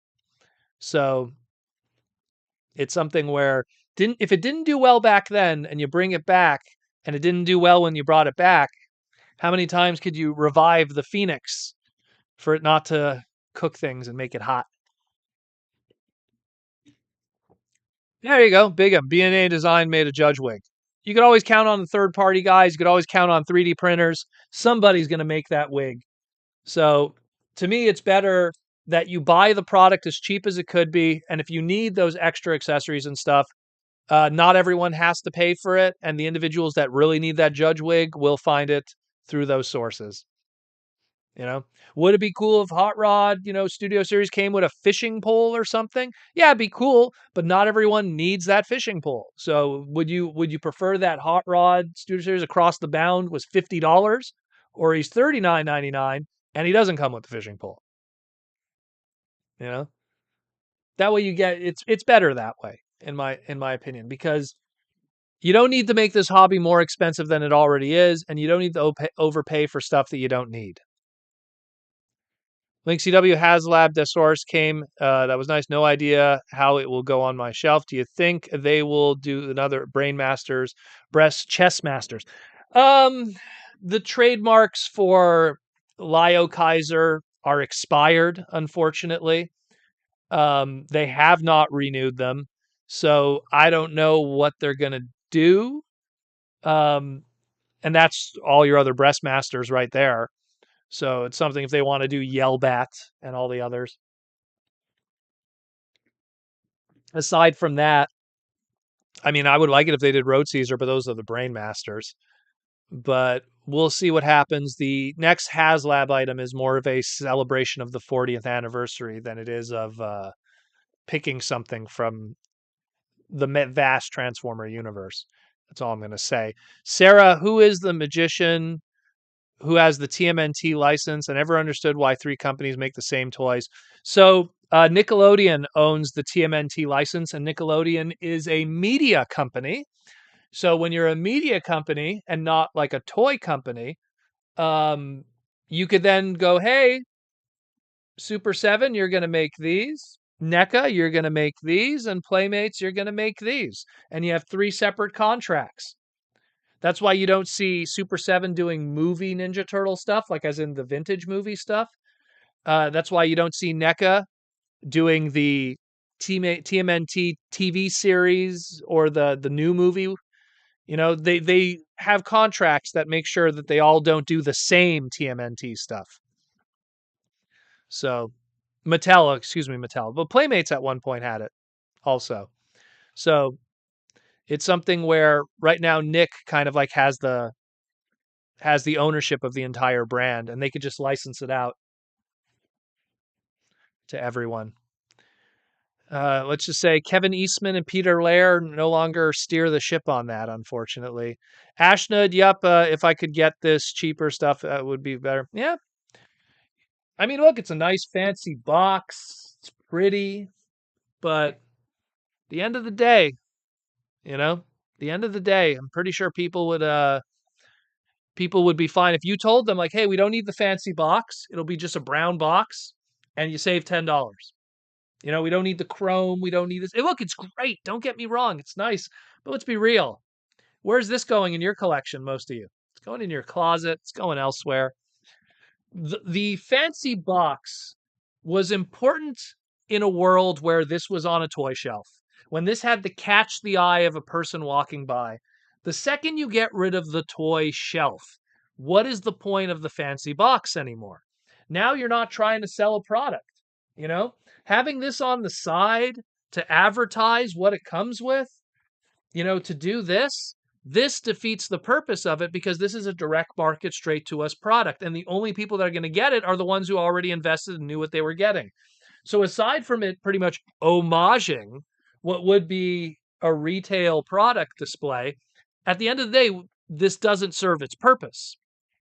It's nice, but much like my Star Saber one and my Unicron one, my Unicron didn't really have a nice box, just had a simple brown box, which pretty much what it should have been. But my Unicron one, they're all going to go into storage. So if you would have told me, hey, it would have been a brown box with Deathsaurus's visage on it somewhere, done in brown and black on a cardboard corrugated box, and you save $20, people would have been probably more down for that. And then you take off another $40.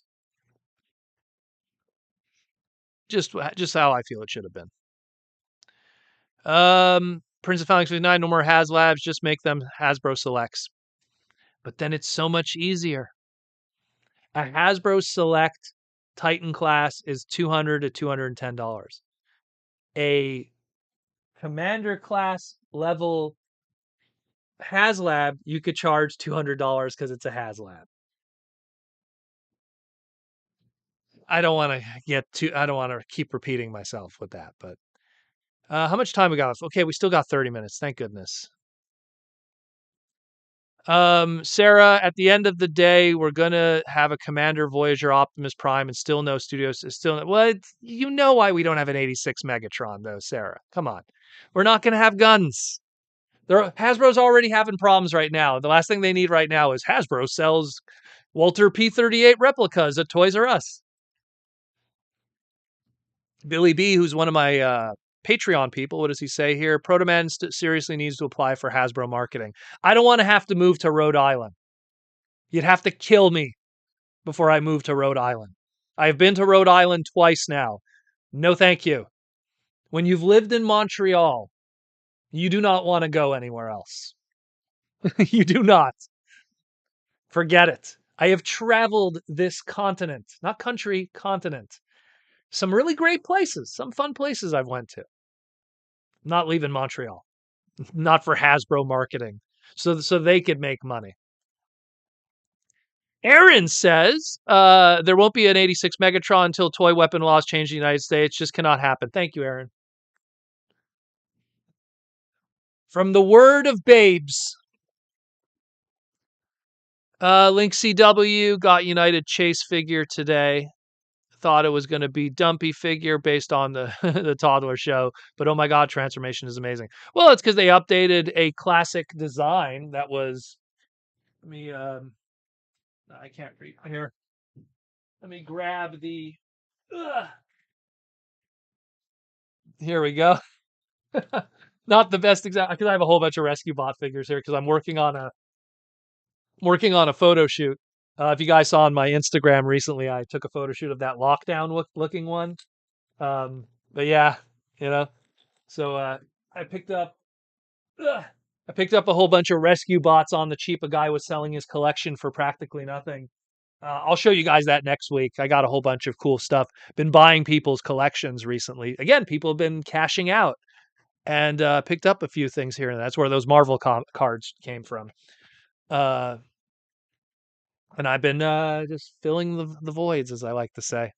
Needless to say, if I could really pack that car for TFCon Toronto, we're going to have a really awesome parts party in Toronto. Let's put it that way. I got a lot of stuff to sell.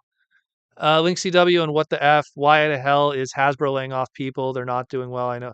Well, Link CW, go back to my rant. I broke down everything what's really going on there, man. I'm not going to go into it again. And who knows, maybe I might get some requests from certain individuals to take down the segment. We will see, but we'll see how it ages over the next 48 hours. So go back and watch the segment when it re-uploads, after we're done tonight.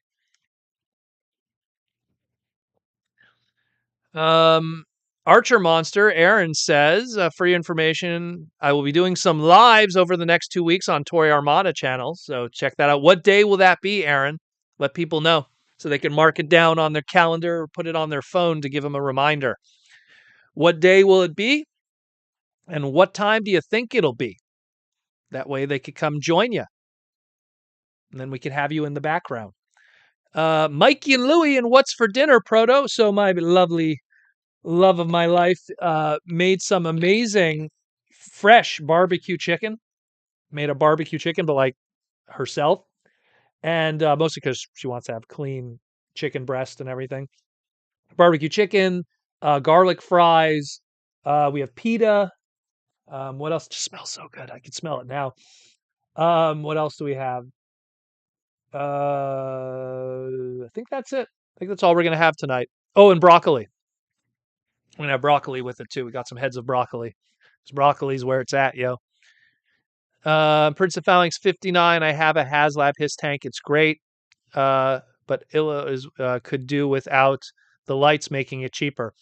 Yeah, if it looks cool, you know what I mean? Some people dig having lights. You know, lights is something that's kind of lost on Transformer toys outside of Masterpiece and this and that. Link CW. Okay, sorry. I've been offline a week or two. So it's cool, Link CW. Go check out like when we re-upload the segment. Every time we end the live stream, it goes into like purgatory for 30 minutes because YouTube wants to make sure I didn't, show my penis or something. Save that for next week. But it's something where they just kind of want to just make sure I didn't do anything lewd, and then they let me upload it for everyone to watch. So I always say, like, always when the live ends at 10 o'clock p.m. Eastern Standard Time, come back at 11 or 12, and it'll be uploaded, and then you could rewatch everything. I post photos and everything. You'll see. I will not be doing an individual segment of all this Hasbro stuff unless there is a new update. But you pretty much got what is going on tonight. We're topping out at like almost 160. I think we had like 180 at one point. Yeah, hoping to catch your stream. Here we go, Aaron. Where's Aaron? Where did he post it? Where's Aaron's stream? There we go. Aaron Archer's the Toy Armada and Aaron Archer. I'll put up the slide too. Just to remind, the Toy Armada with Aaron Archer. Go subscribe to that channel on Monday, 10 p.m. That's Eastern Standard Time. So that'll be 10 p.m. Eastern Standard Time. 7 p.m. Excuse me. 7 p.m. Pacific. If you're in LA. So that'll be on Monday. Go check out Aaron's live stream. He will be rapping with you dudes too. Sarah says, what's happened with the aftermarket of Stu Series last night? Hot Rod. Damn, that thing's $100 now. Yeah. Well, that's the beautiful thing is that the Studio Series and Legacy stuff, and there's a lot of it, sometimes you buy it and it pays off. Look at what DevCon is going for right now in Legacy Evolution. Or Beachcomber, I'm hearing too, is having some good movement. So that's where it's at, yo. David Cabal, what's up, brother?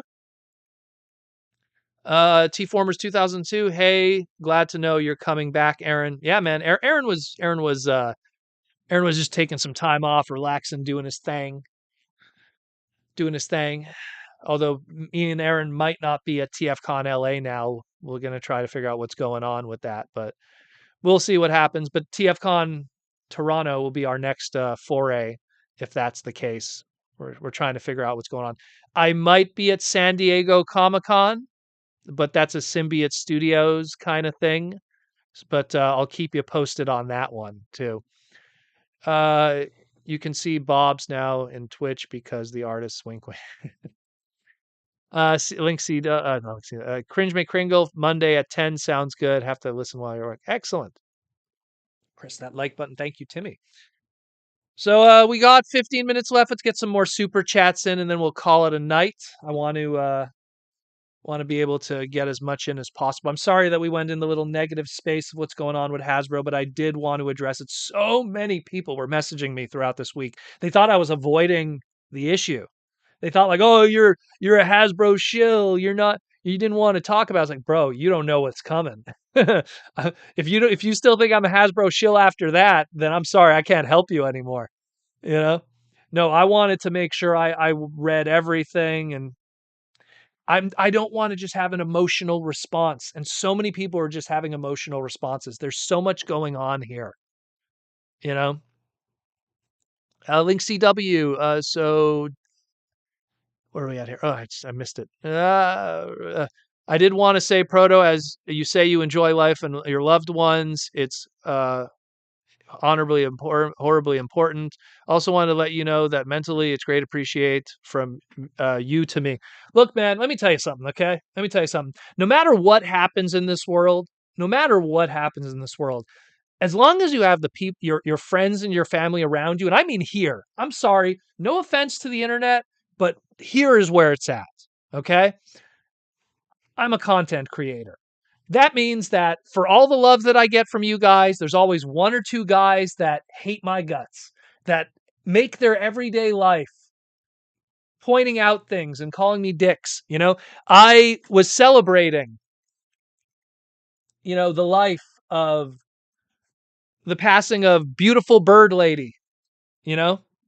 And there's always individuals that are like, oh, you're just trying to profit from her death by selling TFCon tickets. I don't even own TFCon. I don't make any money from ticket sales. I'm trying to say is enjoy the people that you have with you. Because as someone that is for literally 3 decades has been going to conventions and meeting people, and those people aren't with us anymore, don't pass up those chances.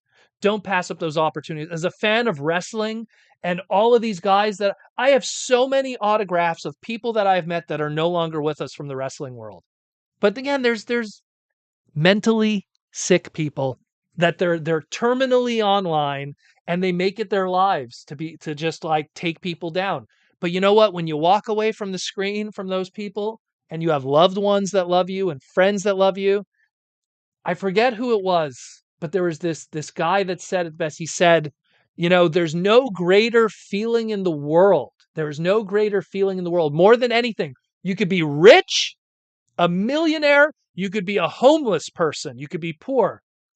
There's no greater feeling in the world than sitting down with your friends and laughing. There's no better feeling in the world. There's me and Jaws D sitting on my couch in my living room, chilling while we're watching a video documentary on wrestling or something, while chilling, while talking, while having chicken wings and just laughing and enjoying life, that is more powerful than posting something on Twitter and getting 1 million likes. Doesn't mean anything to me. It's so powerful what you have. So it's better to build that, to build that. And that's why your family and your friends that are here are more important. And keep that close to you, because those are the people that no matter what happens, people have tried to cancel me so many times before because I'm an uncensored ass. But I don't care. I don't care. Because while they're still stuck, he just typed this, I'm going to screenshot it and post it. And then you check this guy's account, and he's been literally posting every 30 minutes for the past 24 hours. I honestly feel sorry for them because that means they're terminally online. Where me, I post my segment for my podcast, I post an Instagram post, and then peace, post and ghost. Got a life to enjoy. And I hope you guys enjoy what I do. I hope that what I give to you is enjoyable to you. But there's a life outside of this screen here, you know? You can't. You can't cancel someone that doesn't care. That's the difference. You think if Aaron said something negative about me, that would bother me because that's someone that's a friend. That's someone that I respect his opinion. But if someone who's a complete stranger that I don't even know, you don't know me. You don't know me. The actor who plays Spider-Man currently, whatever his name is, he had this great line. Someone was like insulting him, and then he said, "Oh, if you got a problem with me, call me on my cell phone." "Oh, what's that? You don't have my cell phone?" "That's because you don't know me." And he was so right. Whatever his name is, the young guy that plays Spider-Man. But it's such a true quote. It's so true. You don't know my cell phone? You don't know me. You know? You don't know me. You don't need to uninstall Twitter. You are in control of who you follow. You are in control of what you see. So that's all you have to do. Just don't click on the negativity. Don't follow the negative people. That's it. Look at my Twitter. People get angry at me because I follow nobody. Every other big influencer, they have to politically follow people. Oh, I got to follow these 100 guys. I follow nobody because I don't care. I'm on Twitter so I could share my content because some people, that's how they see my content. And that's it. Twitter is a tool. Tom Holland, thank you, D.W. Brown.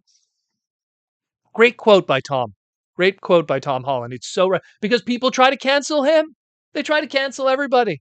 And he said that, and it's so true. It's so true. Let me get some. I'm sorry I'm missing anything. David Quall, Proto Man is a legend. I've learned so much. Well, David, me and you, we've sat down and talked many times in person, though.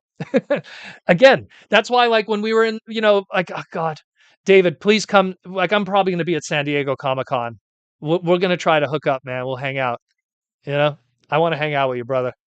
David Cabal is a really cool dude, by the way. Really cool dude. I love meeting guys from the fandom. Anyone that was at Orlando, I'm just chilling at the bar, hanging out with people, talking with you guys. I'm no better than you are. I'm a dude who has a family, who works, who makes money, who loves giant robots that turn into thingamajiggies. That's it. Do I have a little more knowledge than you guys of that stuff? Yeah, that's only because I'm crazy. That's it. I have knowledge in money because I grew up in a family that taught me money. I have knowledge in toys and action figures because I had a dad who was a toys and action figures guy, and I just was honed in that world. And that's it. But I'm no different than you otherwise. I put my pants on one leg at a time. Prince of Phalanx, it's sad how people can be so spun up on unimportant stuff in life. Well, but that's when you don't have anything going on in your life, that's the stuff that you're going to do. When you're unhappy here, sometimes people, what was the quote? The Simpsons had such a great quote with Stampy the elephant. It's like, why is Stampy hurting those other elephants? Well, Mrs. Simpson, sometimes, elephants, when they've had stressful lives, they just take it out on other people. And sometimes they're just dicks, and that's the reality. Sometimes you just got guys that they're just terrible. And all you have to do is just look at their feed and look how they just attack like a porcupine. They're just prickly on the outside, but who cares? You don't need to waste time looking at those people. And when you don't follow nobody like I do, you don't see them. You don't. I have never blocked anybody to my knowledge on Twitter. I just ignore them. I go, well, that's a shame. Because you know what's great about those people that are kind of kooky? They hate on you. And then when you post content, they then watch your content. So if you block them, they wouldn't see your content. And if they watch your content, they then watch your content with the ads. And then the people that hate you make you money. Okay. Keep on hating me, brother. Sure. Dummy. All right. Hate watching. Hell, you're learning something, then you're making me money. And you hate me. Okay. Whatever works for you. Cringe McCringle, as a Gen Z kid, I hate the internet.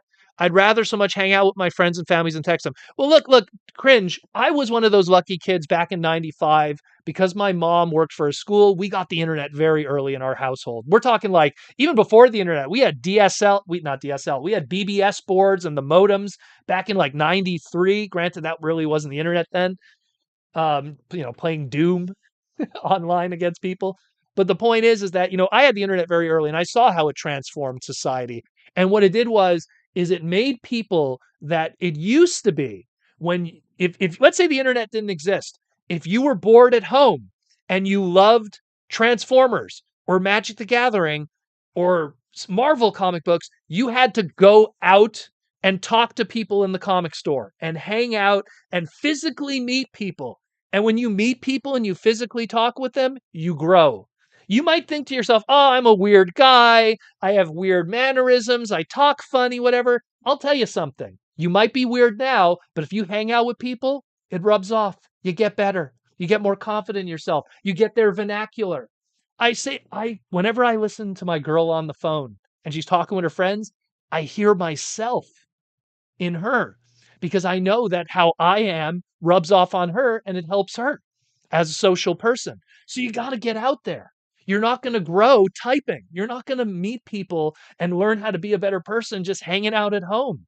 Yeah, okay, it's comfortable, but it's not going to help you in the long run. That's why people are like, oh, why go to TFCon? What is there to get? Oh, I could just buy online. Look, financially, you're right. You could get the exclusives online. You could get all the toys online. You could just go on eBay and you don't have to pay for hotel and flight and food and everything. Yeah, financially, yeah, you're going to save a ton of money staying home instead of going to a convention. But you don't meet the people. You don't go to the bar where Proto Man's sitting there and watching sports. Oh, where'd my cap go? Oh well, you know, playing, watching sports and hanging out. You know, it's how it works. It's how it works. I'm sorry if I'm missing anything, guys. It's just when I go on the rant, my eyeballs go away from the screen temporarily. Sarah, they are your most loyal followers in the end. Yeah, you know what? I wouldn't be surprised. There's a lot of look. I've always said it. If you could just see that face that's on the other side of the screen, almost all your negativity of them washes away because then you go, "Oh, you poor soul." There's so many times I've had, and I honestly apologized because there's people that attacked me and I attacked back and then I saw who they were and I went, "Oh, I'm sorry. You need help, brother." Like I don't even want to engage anymore because part of that aggressive high school side of me is like, "Oh, screw that guy. I'm going to beat him up." But then you're like, "Oh, nah, he needs this. He's in a bad place." You know? And there's a lot of people that are in bad places. And look, the big V didn't help them. They went from already perpetually at home to now they're perpetually at home and thinking it's the end of the world. You know, it was tough. It was tough stuff. Link CW, guess all I'm saying is thank you for all you do, Proto. Do you provide that you provide a happy place for people to go in the fandom and make an impact? And thank you. I always say, guys, if you ever see me at conventions, don't be scared to come talk to me. Don't be scared. That's why I wanted to take selfies with everyone who came by. I was the one. By the way, all those photos that I took selfies with people that I asked them for the selfies. It wasn't them asking for a photo. I was the one that wanted to take a photo with them because I wanted to show that there's a community here of people that are willing to come out and talk and just grow as people. And you can't convey that through a screen or text. It's just not there. It's just not there. Cringeman Criminal Proto, the only reason I can't go to the bar yet is because I'm too young. Well, that'll change. But actually, the bars at conventions, there is no 18 limit. You can go. Those ones doesn't matter. The Disney bar, we were joking because there was like kids all over it playing with alternator toys back in the day. Sorry, I just want to make sure I don't miss anything. 3 months to go. Well, by 3 months you'll be good, brother. That didn't stop you at TFCon Toronto. Prince of Phalanx 59 Proto is juiced up on snow caps. Not yet. Not yet. Nah, I'm going to slow down on the sugar. It's not good for me. I'll have like one a day or two a day or something. I gave one box I gave away to friends already, so they wanted to try it out. And then they're like, it's the same thing as these. So it is what it is. It is what it is. Someone gifted a whole bunch of memberships. Bigum, thank you for gifting. Bigum, everyone give a high five to Bigum. He gave membership to Sumkiat, D.W. Brown, Mayoral Fabrication. You gave one to Larry. Hey, Larry, you're a member now. You gave one to Larry. Oh, Larry, could you somehow transfer it to somebody else? Oh, man, that's hilarious. Larry, I don't have a Sunstreaker icon for you. I should make one now. Damn. And Ryan Strange. That's hilarious. That's funny. Thank you, Bigum. Thank you for gifting it. That's a good Christmas present to everybody. You'll be able to ask a whole bunch of questions. And that means also next week, all of you new green people, you're going to be able to be part of the giveaway too. So that helps them even more because we're going to be doing a giveaway next week for the YouTube members and the Patreons. So that's awesome. Although Larry, to be fair, I can't put you in the name, brother. Come on. Larry, I don't know about Larry. Larry will get something from me elsewhere. That's hilarious. In the randification, somehow Larry gets put in that. That's funny. Look, Bigum, thank you for the love and support, man. Like I always say, like, look, What makes me keep going doing this is the support from you guys. Because if it was just me yelling at the camera or talking or giving my information and of this hobby and everything, and no one cared, then I'd slow down. I'd do it maybe once a week instead, you know? But you guys, it shows that people love it. And I keep going. Yeah, give the high fives, man. Give the high fives. Good job on him.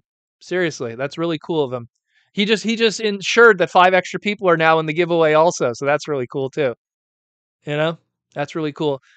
Clint Gaming, Proto, do you think it would be possible for Hasbro to dub the Japanese Headmaster series? Why haven't they already?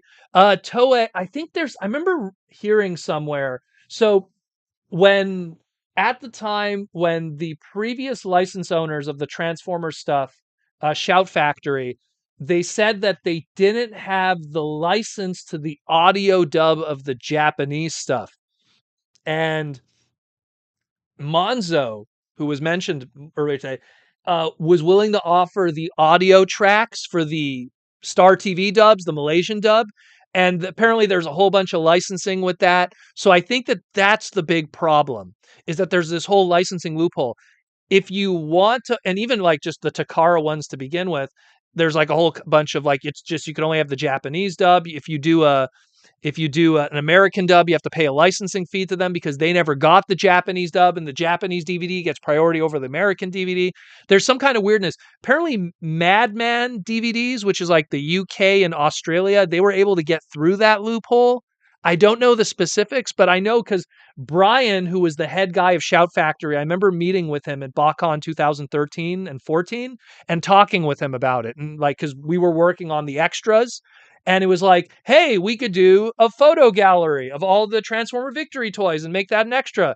Yeah, but then we got to hire a guy who then has to do the programming for the slideshow. Okay, well, why don't we do a jukebox where it could like have all the music of the background music of each of the show? Because then we have to get the license for the music, because when it's used in the background of the show, it's okay. But if we isolate and put it on there, then, it might be a different issue with the studio in Japan that has the license to the music. So it's like, oh my God. So it's like every little idea. What's my favorite Christmas movie? Super obscure one. George and the Christmas Star. I loved it as a kid. So it was a super obscure 80s Christmas movie about a guy who wanted to have the perfect star for his tree. It's a cartoon. And it was animated here in Montreal. And my next door neighbor, when I lived in the hood back in the day, was one of the animators for that movie. A fantastic, super soulful, short Christmas movie about George and the Christmas Star. Go check it out. It's somewhere on YouTube, probably. Love that movie to death. I will always have a special place in my heart for it. George and the Christmas Star. Paul Anka even did music for it. Probably doesn't mean anything to most people, but it was a famous singer back in the 80s. Great music, nice, soulful, warm little story. And what is it about? Friends and family. And what's the most important thing in life? Not just having the best star for your Christmas tree. It is such a great movie. Such a great movie. Love it. It's a short one. It's a short one, but it's really good. My sister knows what I'm talking about. Annie's my sister who's in the chat, by the way. George and the Christmas Star, that's where it's at. Annie knows what's up. We both used to watch it together as a kid.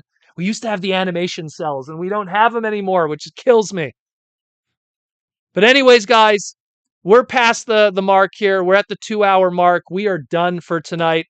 Thank you for all the love and support, guys. Thank you for all the super chats. Thank you for the YouTube membership to Big'em, to gifting them to a whole bunch of people. That means we're going to have a whole bunch of people that potentially could win some prizes next week.